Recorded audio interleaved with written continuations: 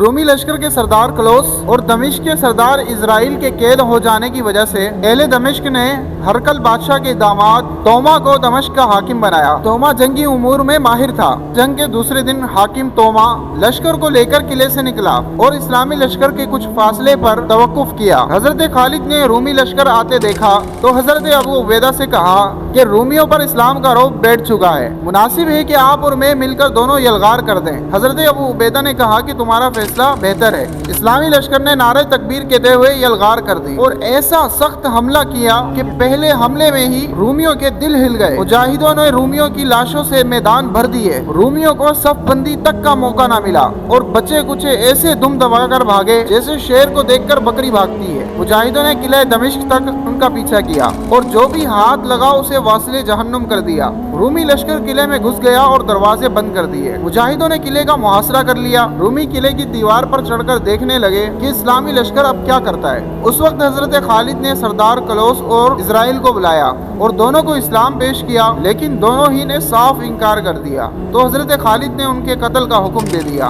دونوں کو قلعے کی دیوار کے قریب لایا گیا اور دیوار پر موجود ہزاروں رومیوں کے سامنے دونوں کو قتل کر دیا۔ اپنی نظروں کے سامنے دونوں سرداروں کی ہلاکت کا منظر دیکھ کر اہل دمشق بہت ہی غمگین ہوئے اور ہرقل بادشاہ کو خط لکھا جس کے اندر تمام تفصیل لکھ ڈالی۔ ایک قاصد کو خط دے کر اس کی کمر میں رسی باندھ کر رات کے وقت اس کو قلعے کی دیوار سے لٹکا کر نیچے اتارا۔ وہ قاصد انطاکیہ پہنچا اور ہرقل بادشاہ کو خط دیا۔ ہرقل بادشاہ نے جب وہ خط پڑھا تو خط کو پھینک کر رونے لگا، سب کو دربار میں جمع کر لیا اور دمشق کی داستان سنائی اور کہنے لگا کہ میں نے پہلے بھی تمہیں کہا تھا کہ عربوں کی بہادری سے ڈرو، ایسا نہ ہو کہ وہ میرے تخت کے مالک ہو جائیں، لیکن تم نے میری بات کو اہمیت نہ دی۔ اب عرب لوگ پورے ملک شام پر قبضہ کرنا چاہتے ہیں۔ اگر یہ بات باعث عار نہ ہوتی تو میں انطاکیہ کو چھوڑ کر اپنے آبائی شہر قسطنطنیہ چلا جاتا اور اپنے گھر والوں کے ساتھ سکون سے رہتا، لیکن اب نوبت یہاں تک آ پہنچی ہے کہ میں خود اب عربوں سے مقابلے کا ارادہ رکھتا ہوں۔ حاضرین مجلس نے کہا،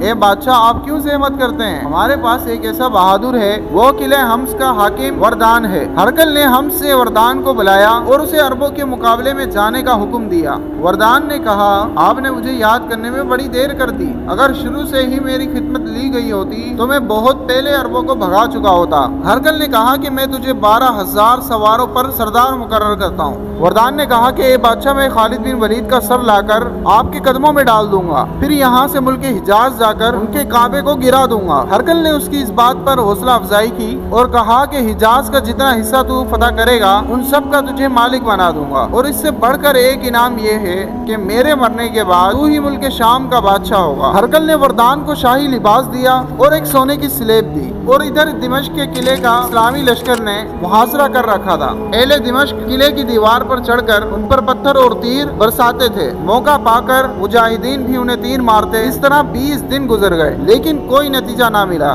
رومی قلعے میں بند ہونے کی وجہ سے سخت پریشانی میں تھے۔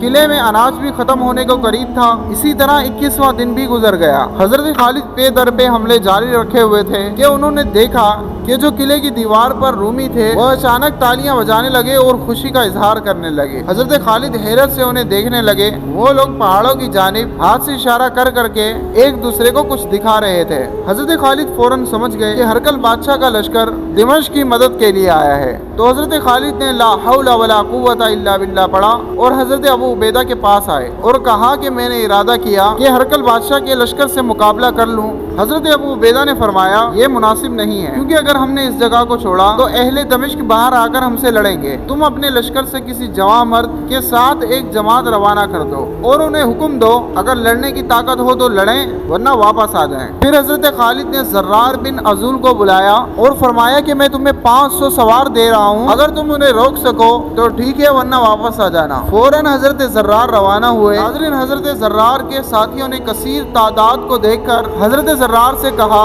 بہتر یہ ہے کہ ہم پلٹ جائیں۔ حضرت زرار نے فرمایا، میں خدا کی راہ میں ضرور لڑوں گا۔ حضرت زرار کی گفتگو سن کر تمام نے لڑنے پر اتفاق کر لیا۔ حضرت زرار تمام ساتھیوں کو لے کر کمین گاہ میں چھپ گئے۔ تھوڑی دیر بعد جب 12,000 کا لشکر اپنی متکبرانہ شان و شوکت سے آیا تو حضرت زرار اپنے ساتھیوں کے ساتھ نعرے تکبیر کہتے ہوئے ان پر ٹوٹ پڑے۔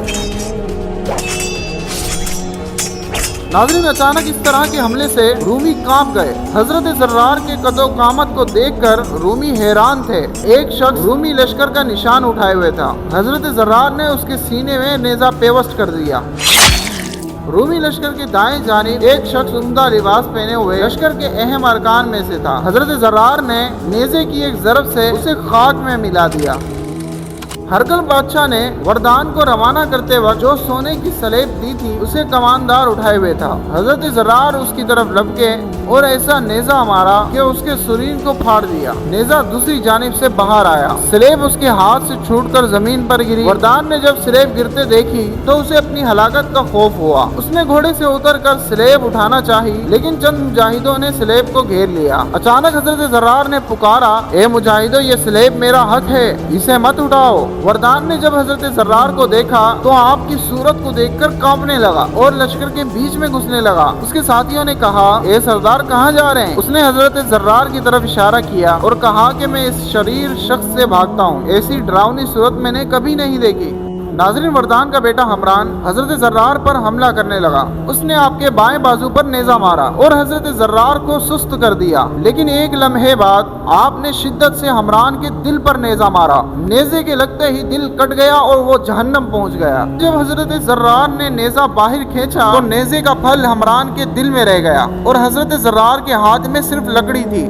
जब रूमियों ने ये देखा तो हजरत जर्रार पर लपके और उन्हें गिरफ्तार कर लिया। मुजाहिदों ने बड़ी कोशिश की, लेकिन हजरत जर्रार को छुड़ा ना सके। जब हजरत जर्रार रूमियों की कैद में आए थे तो इस्लामी लश्कर से एक शख्स तेज रफ्तार घोड़े पर सवार होकर हजरत खालिद के पास आया और मुजाहिदों की मुसीबत की खबर दी। फिर हजरत खालिद ने हजरत अबू उबैदा से मशवरा किया तो हजरत अबू उबैदा ने फरमाया, तुम खुद मुकाबले के लिए जाओ। हजरत खालिद 1000 सवार लेकर रवाना हुए। रास्ते में आपने देखा कि आपके आगे सियाही माहिल सुर्ख रंग के घोड़े पर एक सवार बड़ी तेजी से जा रहा है। बुलंद कदह हाथ में एक नेजा है। उसने सियाह लिबास पहना था। उसका अंदाज़े रफ्तार उसकी शह सवारी की खबर दे रहा था। शौके जिहाद में लबरेज सबसे आगे जा रहा था। हजरत खालिद भी उसे देखकर हैरत में गुम थे और उसे पहचानने की कोशिश कर रहे थे। थोड़ी देर में हजरत खालिद उन पहाड़ों में पहुंच गए। वो नकाब पोश सवार सबसे पहले हमला आवर हुआ। उसने रूमी लश्कर को हिला कर रख दिया। वो रूमी लश्कर की सफ में घुसा, लेकिन थोड़ी देर बाद इस तरह निकला कि उसका नेजा खून से तर था। फिर वो अचानक दोबारा रूमियों के लश्कर में घुसा और एक गिरोह को फाड़ डाला। उसके हमले की शिद्दत बढ़ती जा रही थी। जब राफे बिन उमेरा ताई ने यह मंजर देखा तो लड़ाई के फन देखकर ये गुमान किया कि ये हजरत खालिद बिन वलीद हैं, क्योंकि उनके अलावा कोई इस तरह लड़ नहीं सकता। वो भी ये बात सोच ही रहे थे कि हजरत खालिद उनके पास पहुंचे। हजरत राफे ने पूछा कि ये कौन है? हजरत खालिद ने फरमाया कि खुदा की कसम, मैं भी नहीं जानता। इसकी बहादुरी ने मुझे भी हैरान कर दिया है। चंद रूमी सिपाही मिलकर उस पर हमला आवर हुए। ऐसा लगता था कि उस पर गालिब आ जाएंगे, लेकिन हजरत खालिद बिन वलीद ने हमला करके उस सवार को रूमियों के कहर से निकाल लिया। हजरत खालिद ने उस नकाब पोश से पूछा कि ए नौजवान, तू कौन है? तेरा नाम क्या है? वो खामोश खड़ा रहा। मुजाहिदों ने कहा कि ए नेक मर्द, तुझसे लश्कर का सरदार सवाल कर रहा है, बस इतना बता दे कि तेरा नाम क्या है। लेकिन हजरत खालिद के इसरार पर ने बोलना शुरू किया। नकाब के पीछे से औरत की आवाज आई, आपके हुक्म की तामील में ताखीर की वजह सिर्फ शर्म हया है। हजरत खालिद ने पूछा कि तुम कौन हो? उसने कहा कि मेरा नाम खोला है, मैं जरार बिन अजूल की बहन हूँ। मुझे जैसे ही खबर मिली कि मेरे भाई को रोमियो ने कैद कर लिया है तो मैं आपके साथ शामिल हो गई। ये बात करने के बाद वो रोने लगी। हजरत खालिद बिन वलीद ने उन्हें तसल्ली दी और फरमाया कि अब हम मिलकर हमला करेंगे और तुम्हारे भाई को छुड़ा लेंगे। चुनांचे मुसलमानों ने मिलकर हमला किया और कई रूमियों को जहन्नम पहुंचा दिया। मुजाहिदीन हजरत जर्रार की हयात और मुलाकात की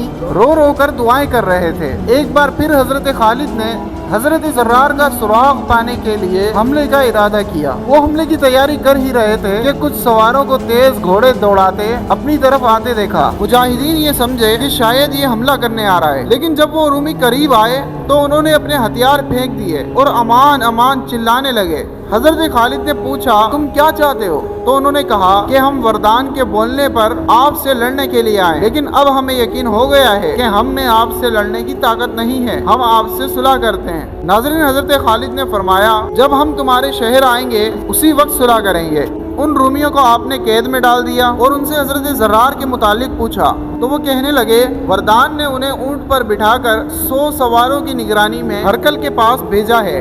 حضرت زرار کا سراغ ملنے پر خالد بن ولید بہت ہی خوش ہوئے۔ آپ نے فوراً ہی حضرت رافع کو بلایا اور کہنے لگے، اے رافع، تم ملک شام کے تمام راستوں سے واقفیت رکھتے ہو، آج پھر تم ایک مرتبہ ملک شام کے راستوں کی مہارت دکھاؤ اور زرار بن عزور کو چھڑا لاؤ۔ تم کسی چھوٹے راستے سے ان کا تعاقب کرو۔ حضرت رافع نے اسلامی لشکر سے 100 سوار چن لیے اور روانگی کا ارادہ کر لیا۔ حضرت خولہ بنت عزول کو جب خبر ملی، وہ فوراً گھوڑے پر سوار ہو کر حضرت خالد کی خدمت میں آئی اور عرض کرنے لگی، اے سردار، آپ کو اس مقدس ذات کی قسم جو بہترین خلائق ہے، یعنی رسول مقبول صلی اللہ علیہ وسلم کی آپ کو قسم دیتی ہوں کہ مجھے بھی آپ اس جماعت کے ساتھ جانے کی اجازت دیں۔ تو انہیں حضرت خالد نے اجازت دے دی۔ وہ مسلمانوں کے پیچھے تھوڑا فاصلہ رکھ کر چلتی۔ جب یہ گروہ سلمینہ نامی جگہ پر پہنچا تو حضرت رافع نے وہاں کے میدان میں گھوڑوں کے نشان قدم تلاش کیے، لیکن انہیں کہیں بھی گھوڑوں کے نشان نظر نہ آئے۔ لہٰذا انہوں نے کہا کہ اے مسلمانوں، رومی قافلہ ابھی تک یہاں نہیں پہنچا، امید ہے کہ ان قریب وہ آ پہنچے۔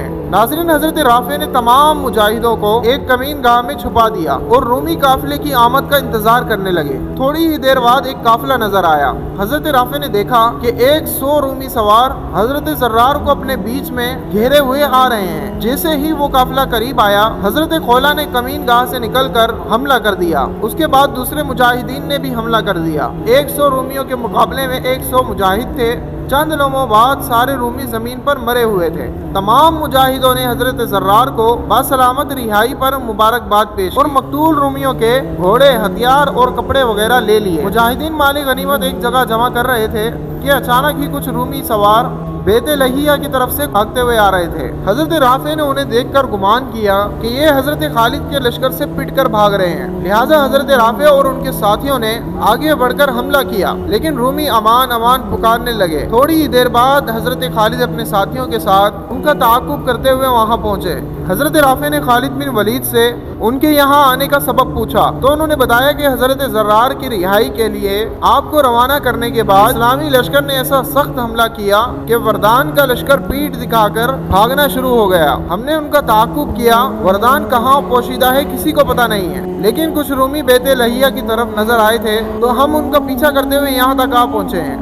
القصہ مختصر، خالد بن ولید وہاں سے تمام ساتھیوں کے ساتھ قلعہ دمشق پر واپس آئے اور حضرت ابو عبیدہ بن جراح کو فتح کی خوشخبری دی اور تمام حالات سنائے۔ ناظرین، اسلامی لشکر دمشق میں مقیم تھا اور قلعے کا محاصرہ جاری رکھے ہوئے تھا کہ بصرہ سے حضرت عباد بن سعید حضرت خالد کے پاس آئے اور اطلاع دی کہ اجنادین میں 90,000 کا لشکر جمع ہے۔ حضرت خالد نے ابو عبیدہ سے مشورہ کیا تو انہوں نے فرمایا، ہمارا لشکر ملک شام میں مختلف جگہ پر ہے، لہٰذا تمام کو خط لکھو کہ وہ ہم سے اجنادین میں ملیں اور ہم بھی اب قلعہ دمشق کا محاصرہ ترک کر کے اجنادین کی جانب جائیں گے۔ ناظرین، ابھی جو آپ نے ملاحظہ کیا یہ پہلی بار جنگ دمشق تھی۔ انشاءاللہ آپ اگلی ویڈیو میں ملاحظہ کریں گے جنگ اجنادین کے بعد مسلمان دوبارہ قلعہ دمشق فتح کرنے کے لیے آئے تھے۔ اور اگر آپ کو یہ ویڈیو پسند آئی ہے تو اسے لائک اور شیئر کرنا نہ بھولیے گا، اور اگر آپ نے ابھی تک ہمارے چینل سبسکرائب نہیں کیا تو اسے لازمی سبسکرائب کر دیجیے گا۔ اللہ حافظ۔